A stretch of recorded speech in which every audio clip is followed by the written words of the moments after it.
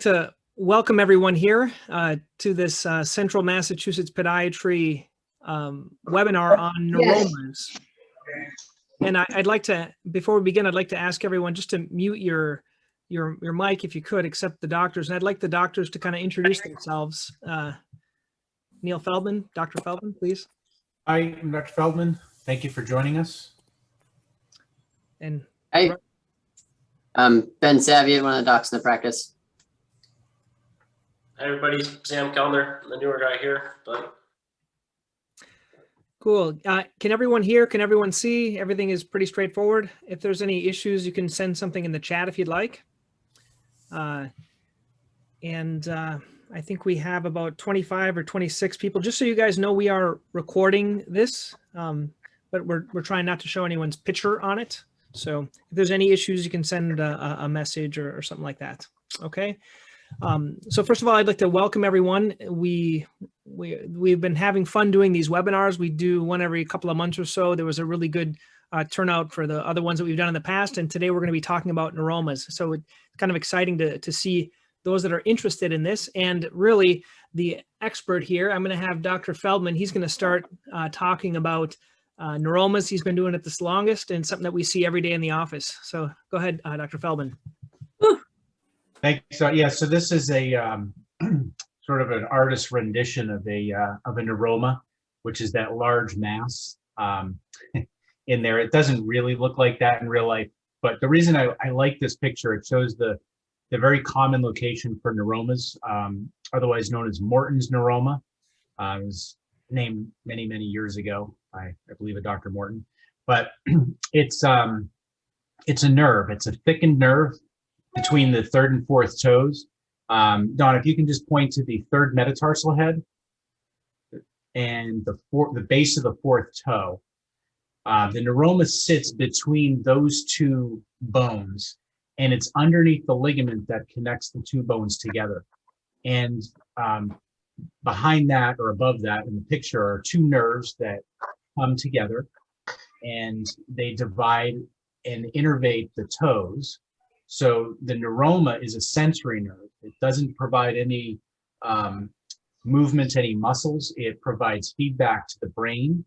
So if you touch between the toes, you feel and you sense. And the nerve can become compressed. So it's a compression issue. It's not a tumor where, hey, Don, can you move to the next slide? Mm-hmm. If anybody remembers the movie Kindergarten Cop with Arnold Schwarzenegger, one of the famous lines there, it's not a tumor. It's not a tumor. But anything that ends in oma is considered a tumor, an overgrowth of cells. And neuroma is nothing bad. It's really just an enlargement of a nerve. It's a thickened nerve. So it's the causes are really it's our own doing. And you know, when we are young, our feet are growing, and shoes are out there. We wear shoes, and sometimes our feet grow larger than the shoes we wear, so our feet can't spread, and the nerves that are supposed to have space in between the metatarsals and the toes, they run out of space. And then when we're moving around, if that nerve becomes irritated, it becomes inflamed, and then it continues to get irritated, and it gets larger and larger. Kind of like if you bite your cheek when you're eating, then you're going to bite it about 5 or 6 more times that same meal or the next day, because once you irritate it, it just continues to become irritated. Neuromas don't always hurt. In fact, many people actually have neuromas and have no idea they even have neuromas. When they do hurt, they can cause burning, they can cause numbness in the toes, and oftentimes the relief is just take your shoes off and rub your feet. They can get bigger over time, and they can become worse over time. And they can become very hard to treat when they become large enough, because there's only so much space between the bones and the foot, and we can't exactly live barefoot in the Northeast, at least not year round anyway. So a lot of times they do need to be treated, and you know, sometimes there is a time to treat these aggressively. Sometimes they need to be removed, and sometimes there's times when we actually really, you shouldn't remove a neuroma, or You have to be very careful because ultimately it is a nerve, and nerves can be irritated, and nerves can become chronically irritated. And I think, there is a time to treat and there's a time to not treat. And I hope we get a good sense of that through the presentation today. Okay. Now we're going to have, thank you, Dr. Feldman. Now we're going to have Dr. Saviat. He's going to talk a little bit about the different methods of imaging or looking at the neuroma. All right, so normally when somebody comes into our office, almost kind of standard of care for us, pain in the foot. There's so many things up in the forefoot that can be similar to neuromas in terms of causing pain up in the forefoot. So usually we will get plain x-rays of the foot. The most valuable version of an x-ray for us is a weight-bearing x-ray where we're able to see what that foot looks like. Now, this is actually an x-ray from today. And this is the type of a foot that in the wrong shoe could certainly develop a neuroma in terms of a very wide forefoot. And if you jam that into a shoe that's not made for that foot, there will be compression injuries. So the downside of an x-ray is a nerve like a neuroma, an issue with a nerve is going to not show up on x-ray because it's soft tissue, and soft tissue doesn't really show up with much detail on an x-ray, but bones show up very well. In terms of things that we might see from an x-ray, a wide forefoot would be indicative of potentially developing a neuroma in the future. And maybe someone has some previous trauma in that area. Metatarsal head or neck fractures can cause an entrapment in that space that makes it more likely that you develop a neuroma long-term. A better way to really, sorry, that's such a crappy slide. Better way to really establish what we're looking for is to use an imaging modality that looks at soft tissue. So I threw this slide in just so you guys could see, just so you'll know what the anatomy looks like. For both of the other type of imaging, we tend to use cross-sectional anatomy to see what we're looking for. And in this case, the image that Don's pointing to up there, that's what the metatarsals look like. If you kind of take a foot like this and rotate it down this way and look at it straight on, that's where you would see potentially a neuroma in certain imaging. So our next slide will show us that an MRI is a good way to see soft tissue structures. You can see tendons and ligaments and capsule and bones and fat and all of these, and tumors and nerves. However, there's a couple disadvantages to these. One is they're not cheap. Off the sort of a non-insured cost for an MRI is a couple $1,000s. In Europe, it's really hard to come by an MRI because they have a limited number of machines and cost more money. Another issue for MRIs is the slice thickness. So the smallest slices you can get on an MRI are around 3 millimeters. And the nerve there is not that big. So in this view, they happen to catch the nerve really well on the MRI. It's highlighted in red down below. They usually look like a barbell is the shape you're kind of looking for on an MRI there. But in this case, they happen to catch the MRI. In the event that you have a smaller neuroma or you're looking at it in a different view, you might miss it entirely depending on where they give you the slices. Another issue is it's a non-weight bearing image, so you won't necessarily see compression of the metatarsal heads when you're doing an image like this. And it's static. A static image of the foot means it's not something that you can move around. It's just kind of frozen in time, and it's a capturing of that foot and that anatomy in that moment. So it makes it a little bit different, not as useful. We still will get them from time to time for neuromas. The better imaging modality, in my opinion, and the standard of care in Europe, in fact, is ultrasound examination. So on an ultrasound exam, we use sound waves. We shoot those through a little handpiece into the tissue. Bone will show up as bright white because a lot of sound waves bounce back. Behind that bright white will be black. It's called an acoustic shadow. So most of the sound waves don't penetrate past that hard shell of the bone. But in between there, you're going to see the soft tissue. On the top of this image is the fatty tissue down below that at the next level is where you find the flexor tendons for the toes. And over where Dawn is pointing, you can see in between this, on this image, number 3 and number 4 are the metatarsal heads. And this is from the bottom side of the foot. And as they're going along here, they're compressing and then relaxing and compressing and relaxing. And the stuff that's moving in and out of that space is the Morton's neuroma.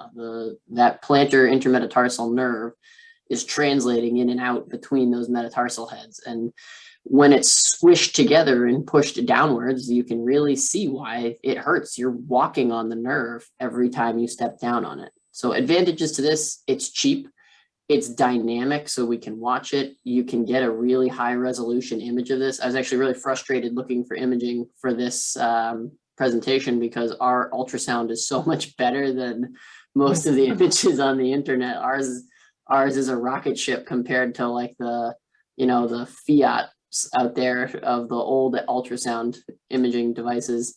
And then also, if we want to intervene on this, we can do a guided injection at the same time under ultrasound visualization. The downside to this, not everybody has it in the US. Sometimes insurances won't pay for certain providers to do it. Sometimes they want the radiologist to do it. And then the other part is it's operator dependent. Some people are really good at using the ultrasound and they're very visual individuals and doctors in that way. And some people don't want to learn how to do it. They never got trained in it. They don't want to learn the technique and they may not be as good at it or as adept with it. I know for the 4 docs in our office, everybody's pretty darn good using that thing and visualizing those structures as we need to. So that kind of covers the imaging. In terms of things we can do to get them better, they fall into a couple different categories, but I'm going to cover shoe modifications and orthotics. So with a really, even a normal forefoot, even a narrow forefoot can develop a neuroma. One of the main ways to treat them is to get your foot into a shoe that accommodates your foot appropriately. So rather than jamming your foot into a shoe that isn't going to fit your foot shape, like a narrow toe boxed shoe that compresses those metatarsals together and forces that neuroma downwards, we want to get you into a shoe that's wide enough to accommodate your foot and allow those metatarsals to spread out and try to get that intermetatarsal nerve to tuck back into that space so you're not walking on it. The images here I picked there's a couple different things here. The imaging on the right shows you really a standard difference between a wide toe box and a narrow toe box. So a wide toe box, even for a narrow foot, can be something that someone needs if they have a lot of splay in their foot when they step down. Some people do totally fine in a narrow toe box. They never develop a neuroma, totally fine in that shoe if that's the way their foot is shaped. But one of the other things I wanted to show here is the difference between a wide toe box and a wide shoe. If you kind of look at the heel of the shoe on each one of those widths that are there, you can see the heel width gets wider as well. There are some folks who have just a slightly wider forefoot, and then they say, oh, I feel better in a wide shoe, like a double E or a triple E, but then their heel's popping out of it. They have an anatomic heel, but the way the shoe companies don't necessarily make anatomic shoes that fit feet all that well. So they have a wider forefoot and a narrow heel, and then they try to go for a wide shoe, and then they just walk right out of the stupid shoe. So trying to find the right mix of anatomic toe box up at the front part of the shoe, but narrow enough in the heel to keep you from sliding is something we aim for. And then along with that, onto the next slide there, Don, if you could. I did just a quick analysis of these 4 shoes. There's sort of the ones that are really good at this are the 2 on the left. You have a nice wide anatomic style toe box for both of those with a relatively narrow heel. The one on the second to the right is a shoe that has a more rounded toe box and a straight last. So it goes pretty straight and it's got a decent amount of room, but is a little wider in the heel. And then on the far right is a standard running shoe with a semi-curved last. It's got a little bit of a hook to it to the side, and it's definitely more narrow up at the forefoot than the other three. And certainly the two on the left are way better in terms of providing the appropriate spacing for almost every foot that's out there. And we'll go on to the next thing. There is definitely a role for orthotics and some pads for neuromas. But if you do not use these in the appropriate shoe, you're actually going to make things worse. So we're with a pad or an orthotic, we're trying to enhance you using that more anatomic shoe. And next slide there, Don. Couple different things in here. There was a real cool study about metatarsal pads and neuroma pads. That's that image on the top right about where they should go. But the overall aim is to put them just behind, so closer to the heel, just behind the metatarsal heads. And what that'll do is lift and separate those metatarsals so you get a little more space in between there and try to tuck that intermetatarsal nerve into that anatomic space where it belongs. And there's easy ways to do it. We can make them out of felt like that one on the top left and use that as a trial. There's those blue guys in the middle. Those are off the shelf prefabricated ones that usually work pretty well. They hold up a little bit better and they're a little more mobile, so you can pick them up and replace them a few times. And down in the left is a custom orthotic that has that metatarsal pad built into it, so you don't have to swap it from shoe to shoe or get multiple versions of it and try to stick it and guess in multiple places. Thanks, Ben. We're going to talk now about some of the non-surgical treatment. I just noticed there's one thing that we didn't mention as we were talking about this. Dr. Feldman alluded to it, and Dr. Saviat did as well. There's a sign that we notice for if your neuroma is kind of, you don't even need an ultrasound. It's where you squeeze the foot. As you saw a lot of those views, it kind of pops in and out. And when it clicks in there, there's a sign, it's called the Mulder's sign. And that's a pretty common sign for us. If you come into a podiatrist and we squeeze your foot and we kind of push on that area and you have pain, a lot of times you don't even need the ultrasound. I think the ultrasound is beneficial. It's fun for us. It's good for doing some of these non-surgical treatments, but a really good sign is that. And so you might even feel it in your shoe. You could feel like a clicking or something else like that. I personally have a neuroma. And when it hurts me is when I'm at the airport. So basically those hard surfaces like marble and granite. And then if I'm wearing like a dress shoe without any padding, that's when I find it. Basically a shoe, no padding, and dress shoes tend to be a little bit tighter. And then if I'm on these hard surfaces, that's when mine kind of flares up. But for the most part, it's not a problem.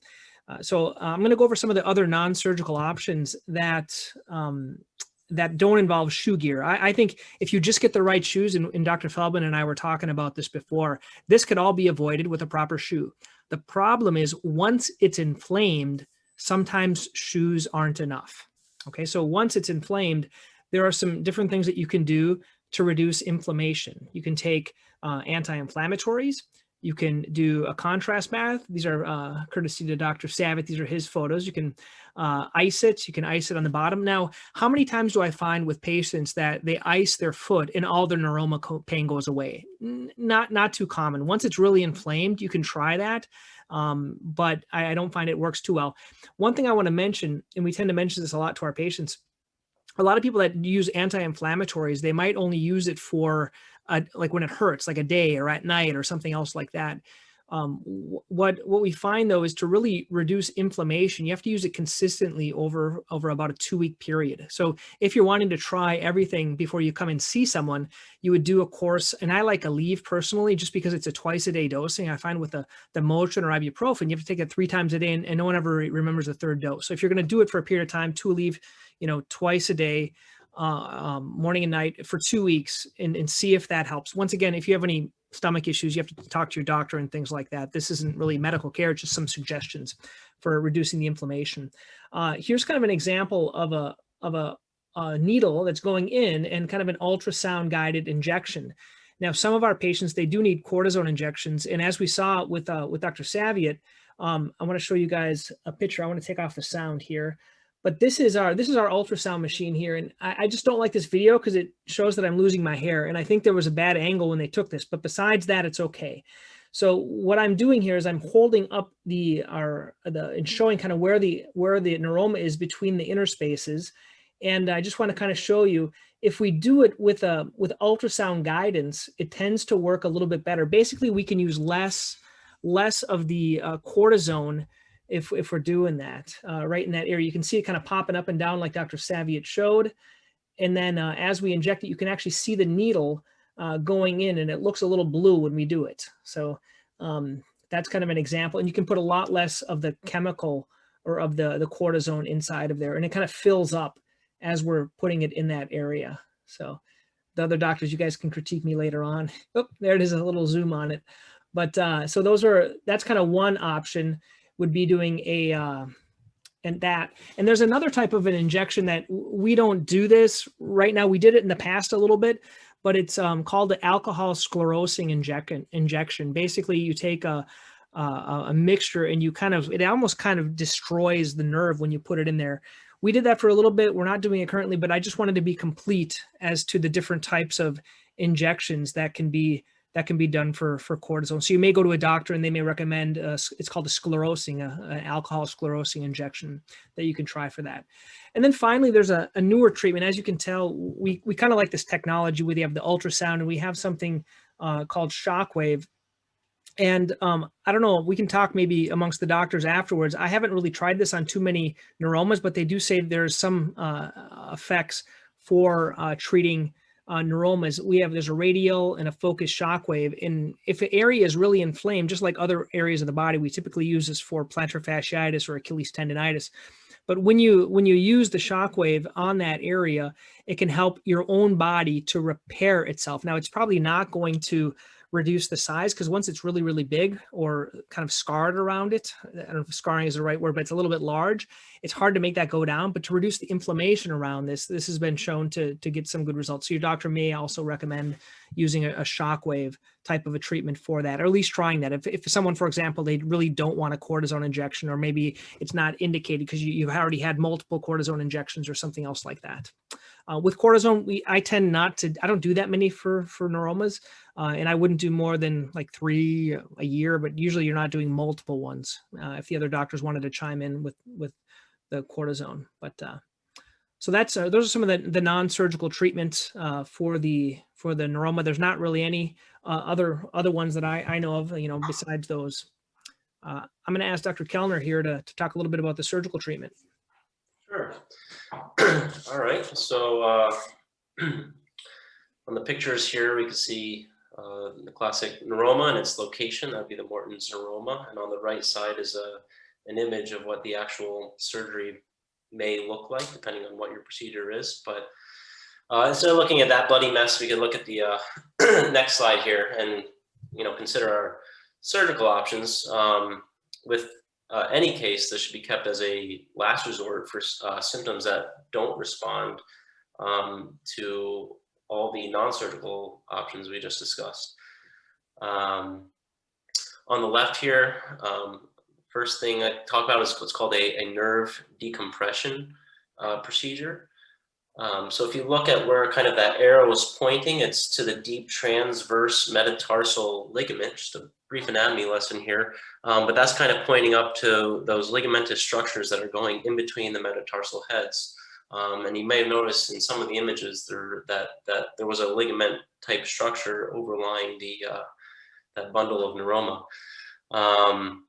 So the goal with the nerve decompression is releasing or incising that ligament in order to reduce tightness between the metatarsal heads, and this will allow for more real estate or space for the neuroma to sit in that area, because again, it's irritation in between the metatarsal heads. So releasing that ligament can allow it to sit in a better place and not cause as much irritation. You can kind of consider this like a carpal tunnel surgery if you're familiar with that. The thing here, though, it doesn't involve any actual removal of the neuroma itself, which could be good or bad depending on how you look at it, because the neuroma is still there, so it's not a definitive procedure. However, it is a procedure with a pretty high success rate and minimal downtime. It also eliminates the risk of what's called a stump neuroma, which we'll talk about in a little bit. And in my opinion, this type of procedure should be done for smaller neuromas or less chronic symptoms, depending on your history and what the neuroma might look like on imaging. So the other procedure here is just excision or resection of the neuroma itself. This is more definitive as you're actually taking the affected nerve portion out. However, again, we discussed that this is a sensory nerve that goes in between the toes. So there is the expectation that there will be permanent numbness between the toes. However, this numbness is often much more tolerable than having pain or some inability to walk because of the pain. But again, here the possibility of stump neuroma formation, which may occur because the nerves do attempt to grow back and regenerate. They are capable of that to some extent. And we find that this occurs in the literature. In my review, it's about 10 to 20% of cases. And we can go to the next slide and we'll talk about the stump neuroma just a little bit more. So again, the picture on the right here, we're showing when there's been the axon is severed there. That's essentially what we're doing with the neuroma surgery. And then you see the sprouting that may occur as the nerve is trying to find where the injury occurred and trying to grow back on itself. This occurs weeks or months after the initial surgery. Your symptoms would be similar or potentially even worse than the original neuroma, which certainly doesn't sound good. This should still always be treated non-surgically at first. However, this might require a revisional surgery. The revisional surgery usually has a different approach. Typically, for typical excising of the neuroma, we go through the top of the foot, and then for revision, often through the bottom. Everyone does have different preferences there. But when you do go through the bottom of the foot, there is a little bit of a longer recovery period, as that incision can take longer to heal, and you have to stay off the foot until it does heal. So overall, I mean, there are excellent procedural options. However, I definitely always say you should be exhausting all non-surgical options before you jump into any procedures like this. Dr. Kellner, what's the typical recovery time if someone's considering just a normal top of the foot neuroma removal? What do you tell patients? How long before they get back into normal shoes or things like that? Yeah, so I mean, for me, the biggest thing is having the skin incision to heal. There's always the potential of delayed incision healing, or if a hematoma or formation of blood underneath the skin can occur, and that can cause the wound to have a slow healing rate. So I encourage relative rest and elevation for the first 2 weeks, so that it does heal. After that, getting into a appropriate fitting shoe and walking, usually within the 2 to 4 week mark. Perfect. Good. We did have some questions that were sent from those that are participating here, so I wanted to make sure we address those. And then should other people have questions, just write them in the chat box. I'd prefer it if you could write them out. That way we can address them during the course of the questions once we get through these ones that were sent before. So the first question here, this will be for Dr. Feldman. I've been diagnosed with Morton's neuroma. I found that my foot pain is spread and my large toe also has pain. A podiatrist in Florida said that I might have neuropathy, and I have burning and tingling to both feet. Can all this be connected? And I guess they have a neurology appointment and they've tried inserts that hurt them. So if you could, I don't know if you could address, it's kind of hard with this type of a question, but maybe you can do your best here, Dr. Feldman. Well, they're connected in that they're nerves, but Morton's neuroma is a very isolated thing. It's going to cause pain, burning, numbness between the 3rd and 4th toes. It won't spread. That doesn't mean it can't change the way you walk. So some people have a thickened and painful nerve on the outside part of their foot, so they don't put all the pressure on the outside part of the foot. So they have to shift the way that they walk. They might put more pressure in the big toe joint.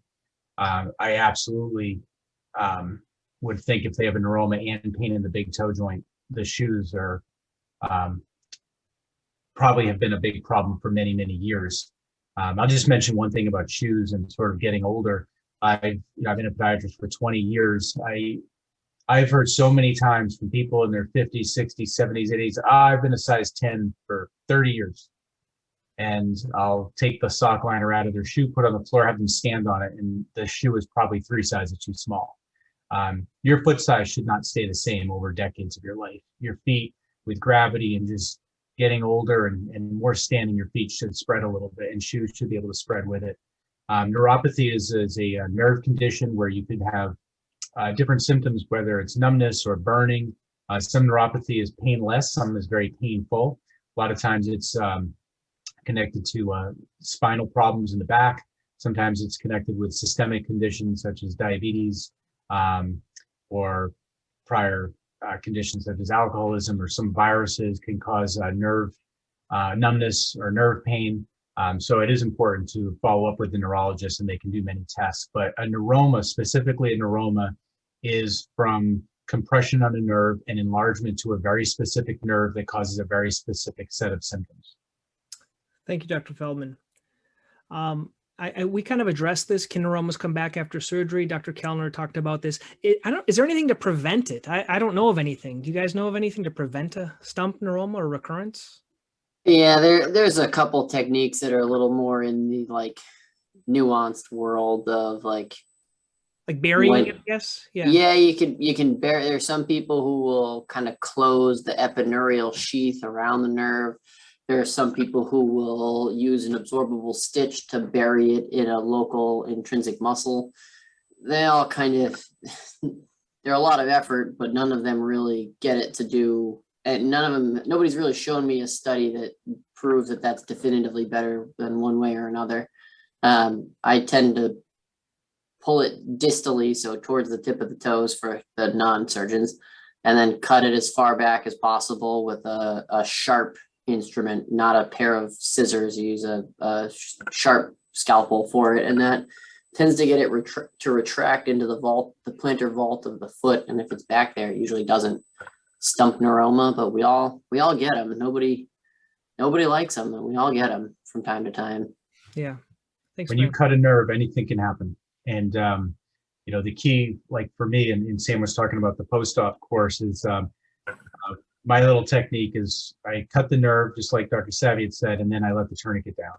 And the body, when you use a tourniquet, you want to be able to see what you're doing in the foot. So we use a tourniquet to stop the bleeding during the surgery. And to me, it's important to let the tourniquet down before you close anything. Make sure the bleeding is subsided. Make sure it's not bleeding when you close up the wound. So it's going to lessen the amount of pressure that builds up around the nerve, lessen the amount of scar tissue. And then I keep people in a walking boot for 3 weeks before thinking about getting them back into shoes. But I've had a couple stump neuromas over the 20 years, and some of them come back. I've seen nerves that have been removed and they come back just as big, if not larger. And it's very frustrating. Obviously more frustrating for the patients, but it can be a very challenging condition. So as Dr. Kellner alluded to, it's just, you want to exhaust non-surgical options if you can. But it's a quality of life thing. If you can't live the quality of life because of a very painful nerve, then the surgery is successful. Those stump neuromas don't happen very often. They just can happen, and people need to be aware that that is possible. Mm-hmm. Does anyone have any experience with massage or reflexology to help with neuromas? I think massaging the foot can make it feel better. I haven't heard of massage actually resolving a neuroma. Has anyone else? Nope. Okay. So I think you can try it once again, but I haven't seen it. Could a person have multiple neuromas through the foot? Could there be multiple web spaces? Sam, you want to address that one? Absolutely, and my answer is yes to that. I've seen a few incidences of multiple neuromas. It's not super common, but again, it is a mechanical issue of tight metatarsal heads and not having enough anatomic space in the shoes we wear. So it certainly can happen in multiple locations. I know in my residency training the past few years, I had probably a number of cases where, at least 2 neuromas were removed from 1 foot. So certainly, yeah. They can happen. When I wait, I'll just go back to that. So neuroma in the third interspace is so obvious. It's like to us because we see them all the time and you can feel them and they make that click. It's very obvious diagnosis. When it's not in that third interspace, especially when it's between the second and third toes instead of the third and fourth, neuroma would be probably the last diagnosis I would make. So I would rule out a whole bunch of other things before I actually diagnose the neuroma. But we have that ultrasound machine that really, you can see it. And so it allows us to really be very specific with identifying neuromas. The neuromas between the second and third toes are not nearly as large as the ones between the third and fourth toes. So, that picture that we saw at the very beginning, that cartoon that I had up, they don't get that big. Sometimes between the third and fourth toes, they actually can, but if it was between the second and third toes, it would be very small. It would be like if the nerve is supposed to be angel hair, it would be more like linguini. That thing in there is like penning. Yeah, it's a big one. Yeah. Dr. Feldman, someone was asking, can you explain a little bit about the Mulder sign? I think they might want to know if they can do it themselves, but It's hard just because of positioning and how you bend over, but this picture is really good. So the nerve is under the ligament and you stick your thumb underneath the foot and you're actually pushing the nerve up into the ligament so that when you squeeze the foot together and you squeeze the big toe joint and the small toe joint and you're squeezing but pushing up right in that spot, the nerve, it can't push up. So once you squeeze the metatarsals together enough, the nerve can't stay between the metatarsals, so it pops down. And that click that we feel is the nerve actually popping down. The reason that decompression can work that Sam was talking about, if the nerve isn't too big, is when you cut the ligament and you squeeze the foot, the nerve can actually move up. So it's not stuck in that position. When you're walking and you're moving, the ground is here and your foot comes down and your heel comes up. That nerve is being pressed against the ligament. It really has nowhere to go. So that's why it's so important for those toes to be able to spread, because if you're squeezing your toes together, you're really confining where that nerve can move, and it really can't go anywhere. So once it's inflamed and irritated, it's hard to do anything about it. Yeah, I think that makes perfect sense. One of the things we didn't talk about, we recommend those sometimes in the office, are correct toes that are toe spacers. And I haven't really seen them cure neuroma, but you could try those. Yeah, I mean, my usual spiel with that is, correct toes are great, but the shoes they work in are even better. So start with the shoes they work with. Start with the shoes, they're cheaper. Yeah. So the ones that Dr. Savvy had showed, the Ultra, the Topo. Yeah. It's not the only brand. We almost made it through the whole presentation without naming a company. We almost did it. We're not reimbursed. We're just doing this for the fun of it. So someone asked a question, Ben, I'll have you take this one. I feel a bunched sock under my foot. Is that a neuroma? And I actually think it's begun worse since wearing a wide-toed shoe. That's interesting. So that symptom of feeling like the sock is bunched up under the front part of the foot is kind of the way a lot of patients describe it. It's one of those like classic patient vignettes of, oh yeah, it hurts when it feels like this. I would encourage them to maybe try a different wide shoe, depends on the shoe. Sometimes that wide shoe causes other issues. For example, there's almost all of those companies that make that anatomic toe box shoe. They have a lower heel drop. So all of a sudden what felt pretty good for the neuroma maybe doesn't feel so good for the front part of your foot because you're accommodated and used to wearing a shoe that has a 10 or a 12 millimeter drop. Usually you accommodate to that, but it can take 6 to 12 months to get used to that foot to the drop on the heel. If that's the case, if it doesn't get better with just the anatomic shoes alone, then that's where the neuroma pads and the orthotics really start to come into play.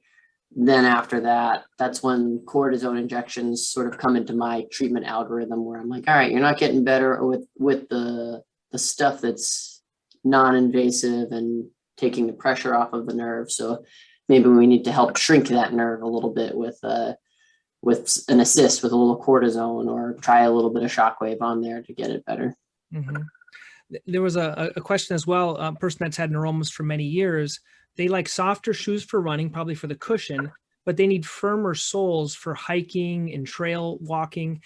For people that are really active and they want to do this hiking and walking, I think you gave some good advice with the orthotic. Anything else besides an orthotic or a metatarsal pad? Usually a boot fail. If it's a hiking thing, it's a boot failure.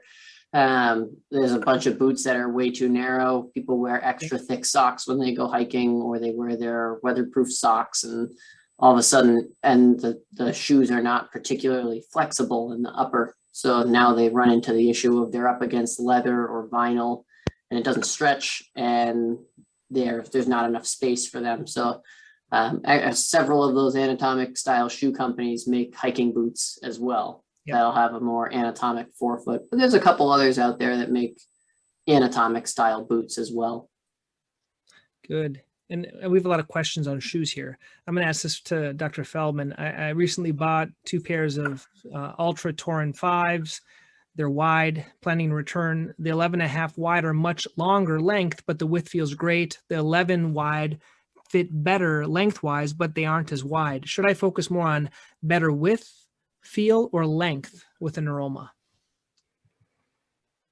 That's a good question. You want shoes that fit, but too long, you could start tripping over them, and it might change the way that you walk, because if your brain is used to a size 11 foot and you're wearing a size 12 shoe, you could trip over that. I would actually change the laces up in the shoe that fits the right length. If you, do we have any shoes that have the top laces? Yeah, so that one, so you don't need to lace all of the lace loops. You could actually, so that's the Ultra right there with the wide toe box. You could start the lace loops the second up from the bottom, and that'll actually give a little bit more spread to it. You could use elastic laces. Some people just tie the shoes too tight. Those are very soft shoe. The Torin's it's a very soft shoe, very cushioned feel. The Escalante is a type of Ultra that actually fits a little wider than the Torin. So you might want to try the same size, but just with the Escalante rather than the Torin. Ultra can be funny. All shoes can be funny in the sense that in the same brand of shoe, whether it's a New Balance or Saucony or whatever it might be, you can have a size 8 in different models, but they all fit a little differently. The volume in the shoe might be just subtly different, and it depends how your foot individually fits that shoe. And your right foot and left foot might be a little different size too. So there's it's just the nuance, and it's more of an art than a science. And same thing with the hiking shoes, whether it's stiff versus soft. You just got to try and you got to try them on. It's hard to order things online and put them on your feet.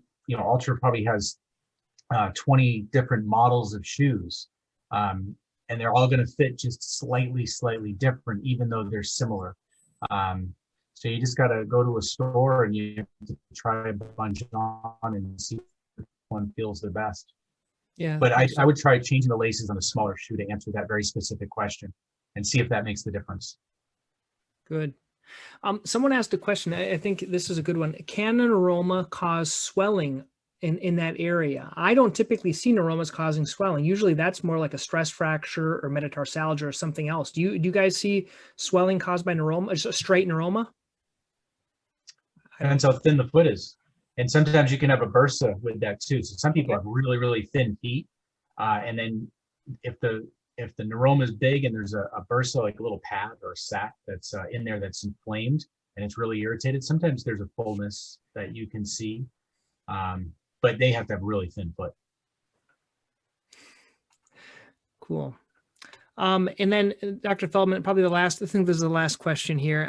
Any recommendations? You had to get a cycling shoe, okay? How to find a cycling shoe with a wide toe box if you have a neuroma? Spend a whole bunch of money for a custom shoe. I'll be right Sorry. back. I'll be right back.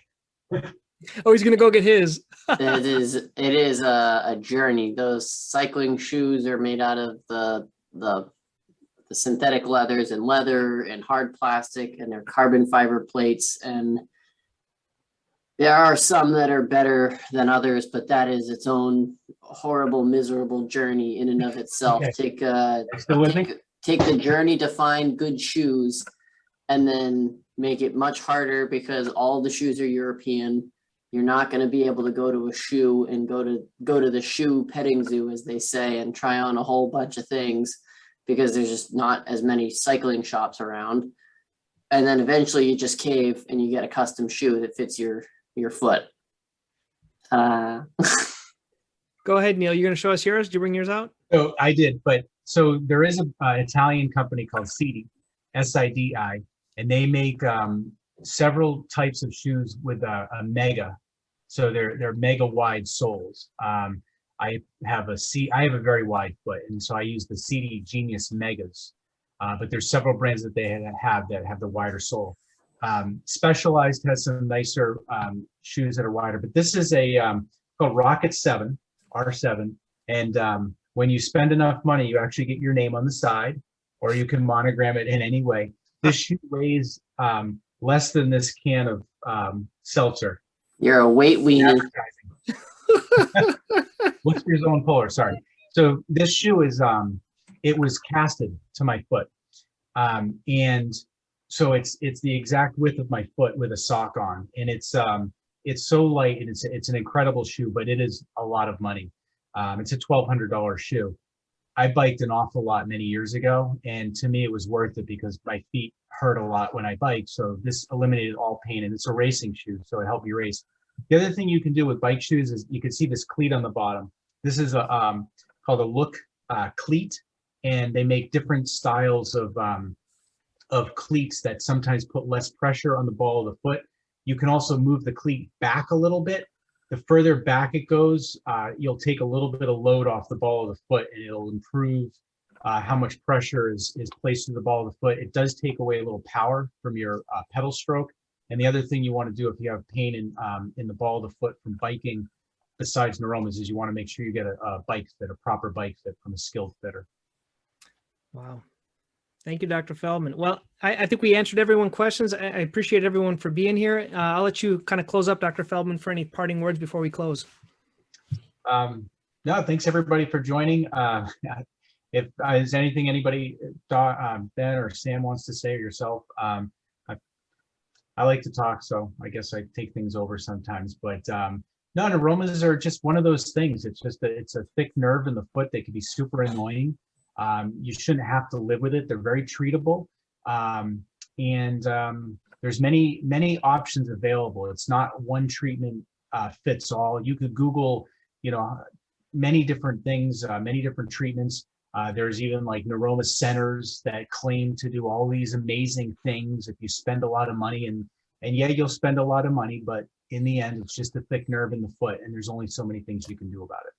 Yeah, I will say that in my recent experience relative to residency training, a lot of these go away with the right shoes, the right orthotic modifications. I probably take out one every 18 months. Like they are not all that common in our practice in terms of coming out because of all the other non-surgical stuff that we're able to accomplish. They still have to come out every once in a while, but in many ways we do a lot of the non-surgical stuff that makes them resolve without a surgery, which is great.